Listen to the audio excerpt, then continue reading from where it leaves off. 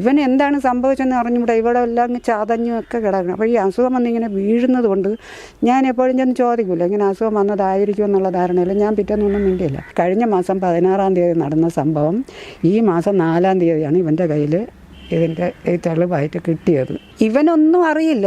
ഇവൻ എൻ്റെ ആരോ അയച്ചു കൊടുത്ത ഈ വീഡിയോ എന്നെ കാണിച്ചപ്പോഴത്തേക്കും ഈ കൊച്ചു അങ്ങോട്ടും ഇങ്ങോട്ടും ഇങ്ങനെ നടക്കണ, ഇയാൾ അങ്ങേര് ഈ കാല് കൊണ്ട് അത് കാണാമല്ലോ, ഇതിൽ കാണാം, പത്രത്തിലുണ്ട്, ഇങ്ങനെ ഉപദ്രവിക്കുന്നു, കവാലത്തിൽ അടിക്കുന്നു, ഇവൻ അങ്ങോട്ട് ചെന്ന് ഇരിക്കാൻ പോയപ്പോൾ അവിടെ നിന്ന് ഷട്ടിൽ തൂക്കിയെടുക്കുന്നു. ഇതൊക്കെ ഞാൻ ഇതിൽ കാണുകയാണ് ചെയ്യണത്. നമ്മൾ ആരുടെ എന്താണെന്ന് ചോദിക്കാനായിട്ട്. ഒരു രോഗി ഇങ്ങനെ ചെന്നാൽ ഇതാണ് ഈ ഹോസ്പിറ്റലിൽ നടക്കേണ്ടുന്ന കാര്യങ്ങൾ. 13ാമത്തെ വയസ്സിൽ ബസ് ഇടിച്ചത് മുതൽ എനിക്ക് അപസ്മാരത്തിൻ്റെ അസുഖമുള്ളൊരു വ്യക്തിയാണ്.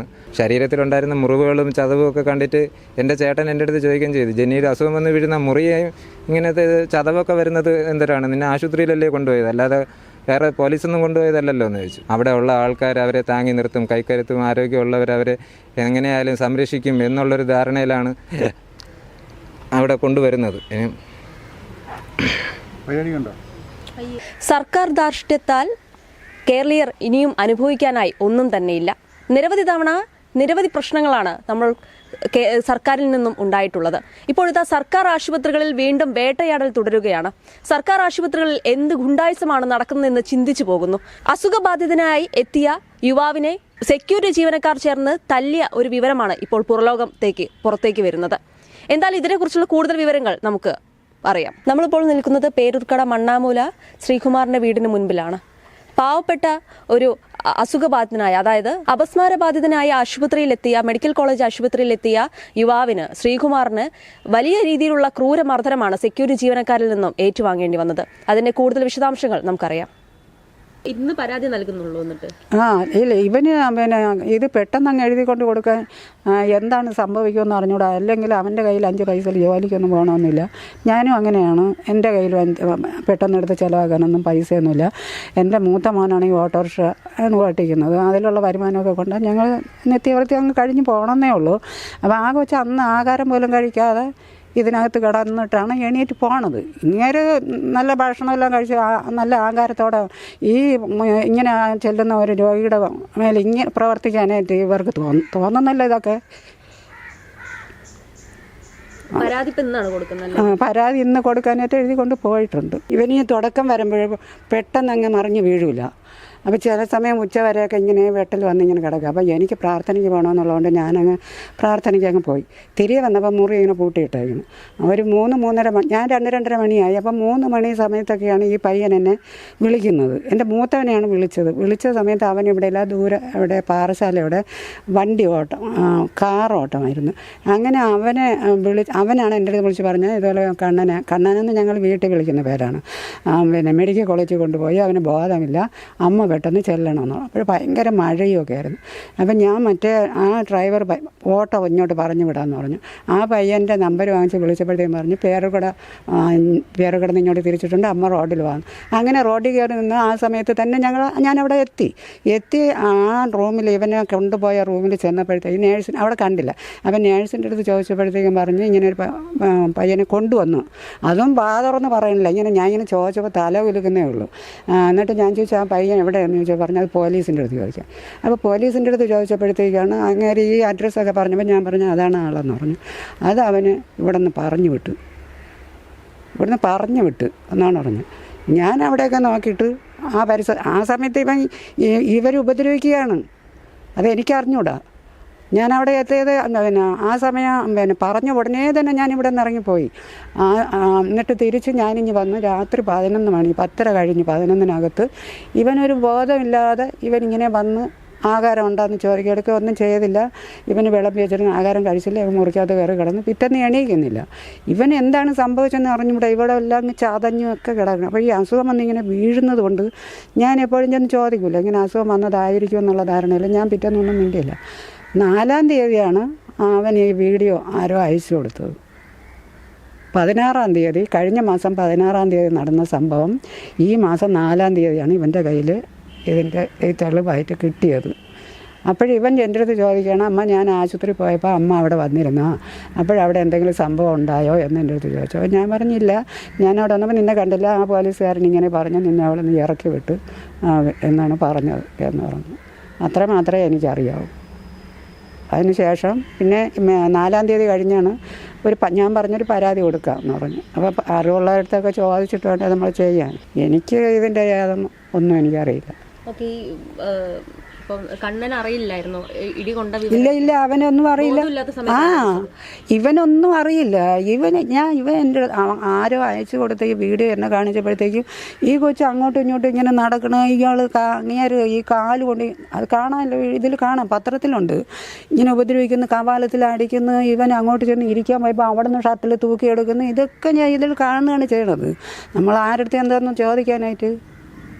അല്ല, ഇങ്ങേർക്ക് ഒരു ജോലിയിലിരിക്കുന്ന ഒരാൾ എന്തെങ്കിലും ചെയ്യണമെങ്കിൽ അതിന് തക്കതായ ഒരു കാരണം വേണം. ഇത് ഈ കൊച്ചിന് ഈ പേർക്കട ഡോക്ടർ അബോധാവസ്ഥയിലാവുന്ന ഒരു ഇഞ്ചക്ഷൻ എടുക്കാൻ പോകണമെന്ന് ഈ ഡോക്ടർ പറഞ്ഞു. ഇവിടുത്തെ പറഞ്ഞ സമയത്ത് ആരെങ്കിലും കൂടെ വേണമെന്ന് പറഞ്ഞപ്പോൾ ഈ എന്നെ വിളിച്ചുകൊണ്ട് വന്ന ഓട്ടോയിൽ വിളിക്കാൻ വന്ന പയ്യൻ, ഇവരെ കൂട്ടുകാരൻ പയ്യൻ തന്നെ, ആ പയ്യൻ പറഞ്ഞു ഞാനുണ്ടെന്ന് പറഞ്ഞു. അപ്പോൾ ആ ഇഞ്ചക്ഷൻ എടുത്തിട്ടാണ് ഇവിടുന്ന് കൊണ്ടുപോകുന്നത് ഈ മെഡിക്കലിലോട്ട്. ബോധമില്ലാതെ ആംബുലൻസിൽ കൊണ്ടുപോകണം. അതെല്ലാം പിന്നീടാണ്. അന്ന് ഞാൻ മെഡിക്കൽ ചെന്നപ്പോൾ ഇതൊന്നും അറിയുന്നില്ല. ആംബുലൻസിലാണ് കൊണ്ടുപോയെന്നും അബോധാവസ്ഥ ആയിരുന്നു ഒന്നും ഞാൻ അറിയുന്നില്ല. അങ്ങനെ അവിടെ ഉള്ളൊരു പോലീസാണ് എൻ്റെ അടുത്ത് പറഞ്ഞത്, അവിടെ എൻ്റെ മോനെ കാണാത്തതുകൊണ്ട് ഞാൻ അപ്പോഴും തന്നെ ഇനി പോകുന്നു. അവിടെ ആരും ഇല്ല. അത് വേറെ ആരുടെ എന്ത് ചോദിക്കുക, ഇവിടെ നിന്ന് അങ്ങ് ഇറക്കി വിട്ടു. അപ്പോൾ ഇവ എങ്ങോട്ട് പോയെന്ന് എനിക്കറിയില്ല. ആ സമയത്താണ് ഇവർ അതിനകത്ത് കയറ്റി ഈ സെക്യൂരിറ്റിയുടെ റൂമിനകത്ത് കയറ്റി ഇവർ ഉപദ്രവിക്കുന്നത്. അപ്പോൾ ഒരു രോഗി ഇങ്ങനെ ചെന്നാൽ ഇതാണ് ഈ ഹോസ്പിറ്റലിൽ നടക്കേണ്ടുന്ന കാര്യങ്ങൾ. നമുക്ക് പിന്നെ പണമില്ല, ആളുമില്ല, ഒന്നുമില്ല. കൂടെ ആരുമില്ലാത്തൊരു പയ്യനെ, ഒരു കൊച്ചിനെ അവിടെ കൊണ്ട് ചെന്നാൽ അവർ അതിന് വേണ്ടി ആരുമില്ലല്ലോ എന്ന് വിചാരിച്ചത് സഹായിക്കണോ, ഇങ്ങനത്തെ വേല ചെയ്യണോ? 13ാമത്തെ വയസ്സിൽ ബസ് ഇടിച്ചത് മുതൽ എനിക്ക് അപസ്മാരത്തിൻ്റെ അസുഖമുള്ളൊരു വ്യക്തിയാണ്. മെഡിക്കൽ കോളേജിൽ ശ്രീചിത്ര മെഡിക്കൽ സെൻറ്ററിൽ ചികിത്സയിലായിരുന്നു. അത് കഴിഞ്ഞ് ന്യൂറോളജി സ്പെഷ്യൽ ഡിപ്പാർട്ട്മെൻറ്റിൽ ചികിത്സയിലായിരുന്നു. പിന്നെ മരുന്ന് കഴിച്ചിട്ടും കാര്യമില്ല എന്നുള്ള കാരണം ഇപ്പം ആശുപത്രിയിലൊന്നും പോകുന്നില്ല, മരുന്ന് കഴിക്കാറുമില്ല. പക്ഷേ എനിക്ക് 16-ാം തീയതി വീട്ടിൽ അമ്മ പള്ളിയിൽ പ്രാർത്ഥനയ്ക്ക് പോയപ്പോൾ ഞാൻ തനിച്ചായിരുന്നു. എൻ്റെ ശരീരത്തിൽ വേദന കാരണം എനിക്ക് മനസ്സിലായി ജെന്നിയുടെ അസുഖം വരുന്നതാണ്. കുറച്ച് നേരം ഞാൻ കിടന്ന് ഉറങ്ങാൻ നോക്കി. ഉറക്കം വരാത്തത് കാരണം ഞാൻ എൻ്റെ സുഹൃത്തിനെ വിളിച്ചു. എനിക്കിതേപോലെ സംഭവിക്കാൻ പോവുകയാണെന്ന് പറഞ്ഞു. പുള്ളിക്കാരൻ ആട്ടോറിക്ഷയുമായിട്ട് വന്നു എന്നെ പേർക്കുട ആശുപത്രിയിൽ കൊണ്ടുവരികയും ഇവിടെ കാണിച്ചപ്പോഴത്തേക്ക് ഇവിടെ അതിനുള്ള ചികിത്സ കറക്റ്റായി നടക്കാൻ പറ്റത്തില്ല, ഇത്തിരി സീരിയസ് ആണെന്ന് പറഞ്ഞു. അവർ ബോധം പോകാനുള്ള, വേദന കുറയാനുള്ള ഇഞ്ചക്ഷൻ വെക്കുകയാണെന്ന് പറഞ്ഞു.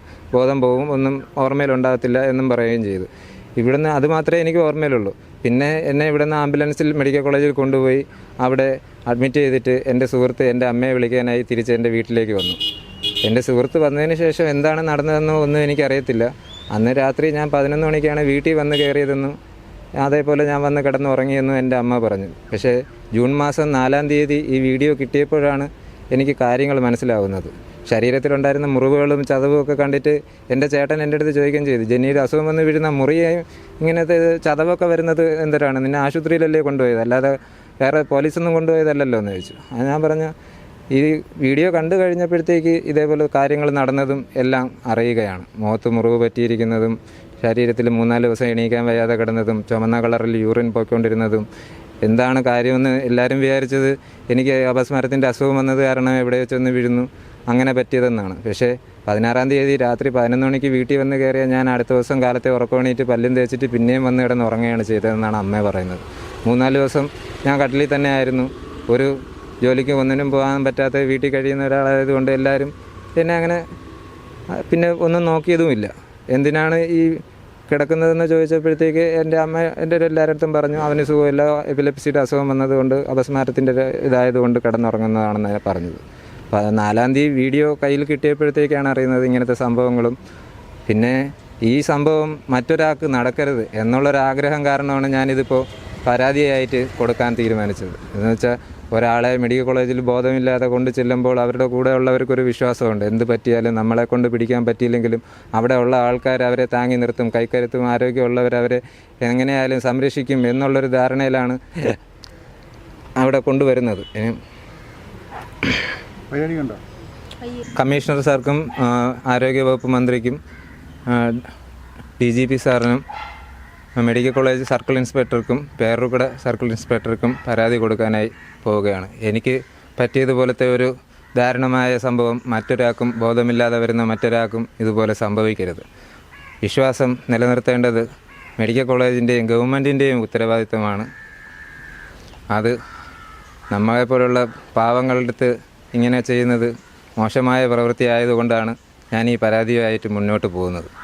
പാവപ്പെട്ടവരുടെ നെഞ്ചത്ത് കയറുന്ന സർക്കാർ ആശുപത്രികൾ നിരവധിയാണ് ഇപ്പോൾ കേരളത്തിൽ. ഇനിയും ഇങ്ങനൊരു ദാരുണ സംഭവം ഉണ്ടാവാതിരിക്കട്ടെ. ശ്രീകുമാർ ഇപ്പോൾ നമ്മളോട് സംസാരിക്കുമ്പോൾ പോലും അദ്ദേഹത്തിന് സുഖമില്ലായ്മ അനുഭവപ്പെടുകയായിരുന്നു. ശേഷം നമ്മൾ ആശുപത്രിയിലേക്ക് അദ്ദേഹത്തെ എത്തിച്ചു. എന്തായാലും ഇനിയും ഇങ്ങനെ ഒരു ദാരുണ സംഭവം ഉണ്ടാവാതിരിക്കാൻ ഉദ്യോഗസ്ഥരോട് പറയട്ടെ. ഇതിനു വേണ്ട നടപടികൾ ഉടൻ തന്നെ കൈക്കൊള്ളണമെന്നും താഴ്മയായി അപേക്ഷിക്കുന്നു. ക്യാമറാമാൻ ആശിഷിനൊപ്പം വിസ്മയ വെങ്കടേഷ്.